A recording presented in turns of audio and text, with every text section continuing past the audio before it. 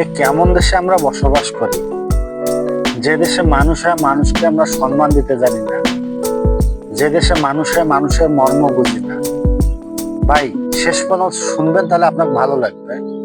এমন দেশে আমরা বসবাস করতেছি বর্তমান, যে মানুষকে মারি ফেলা সেকেন্ডের ব্যাপার নয়। ভাই, পৃথিবীর সব থেকে নিকৃষ্ট কাজ হচ্ছে মানুষকে আঘাত করা। আপনারা সোশ্যাল মিডিয়া খুললে দেখতে পাচ্ছেন, আজকে অমুক জায়গায় একজন গুলি করে মৃত্যুবরণ মারি ফেলাইছে, অমুক জায়গায় একজন কি করছে, পাথর মেরে মারি ফেলছে, গলা কেটে মারি ফেলছে। আমরা কোন আজব দেশে বসবাস করতেছি? আসলে আমি নিজেও কখনো কল্পনা করে ভেবেচিন্তে শেষ করতে পারি না, যে দেশে মানুষের কোনো নিরাপত্তা নেই। তাই নিরাপত্তা পেতে গেলে অবশ্যই আমাদের মনুষ্যত্ব বোধকে জাগিয়ে তুলতে হবে।